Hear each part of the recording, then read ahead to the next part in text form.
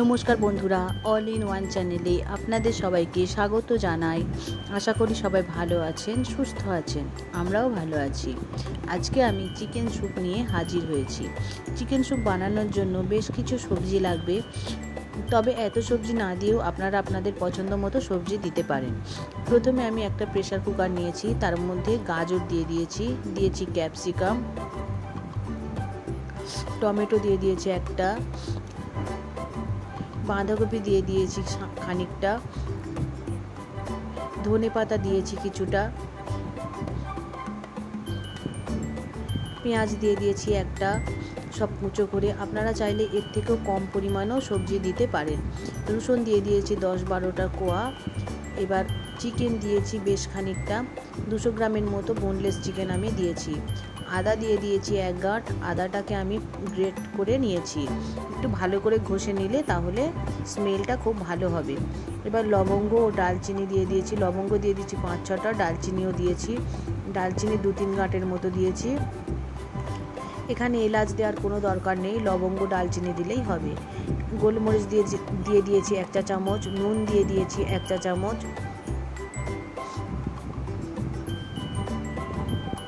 এবারে জল দিয়ে দেবো স্বাদ অনুযায়ী, আর চিনিও এর মধ্যে 1 চা চামচ দিয়ে দিতে হবে। এবার একটা টিপস দিই, আমরা কোনো কিছু যখন বসাই প্রেসারে, সব কিছু জল ওভারফ্লো হয়ে বেরিয়ে যায়।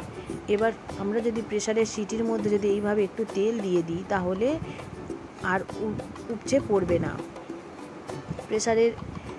এবার স্যুপের মধ্যে কিছুটা পরিমাণ তেল দিয়েছি। এবার দেখুন আমি এটা সিদ্ধ বসিয়ে দিয়েছিলাম, সিদ্ধ হয়ে গেছে।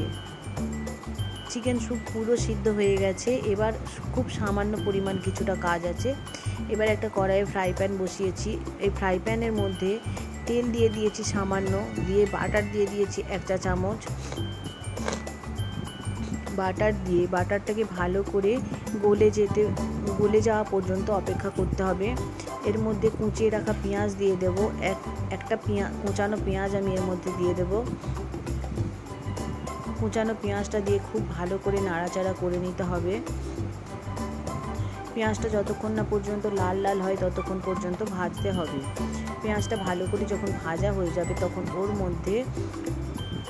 ওর মধ্যে আমি সিদ্ধ করে রাখা স্যুপগুলো দিয়ে দেবো। আর আপনারা চাইলে কিছুটা পরিমাণ গোটা গোলমরিচ থেঁতো করে ওর মধ্যে ফোড়ন দিতে পারেন। আমি গুঁড়ো গোলমরিচ দিয়েছিলাম। এবার যখন স্যুপটা খুব ভালোভাবে ফুটতে শুরু করবে তখন ওর মধ্যে কর্নফ্লাওয়ার 1 চা চামচ গুলে দিয়ে দিতে হবে। 1 চা চামচ কর্নফ্লাওয়ার গুলে ভালো করে মিশিয়ে দিতে হবে।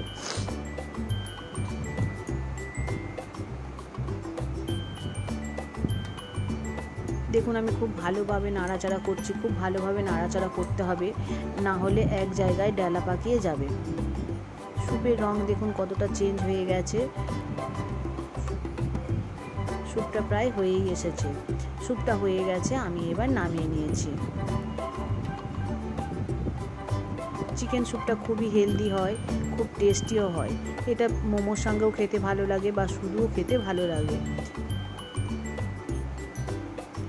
দেখুন আমি এটা বাটির মধ্যে ঢেলে নিচ্ছি।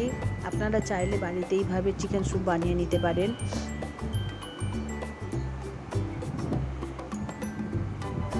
চিকেন স্যুপটা উপর থেকে কিছুটা পরিমাণ গোলমরিচ ও বাটার কিছুটা পরিমাণ আমি ছড়িয়ে দিচ্ছি। অল্প একটু পরিমাণ বাটার আমি এর মধ্যে দিয়ে দিচ্ছি।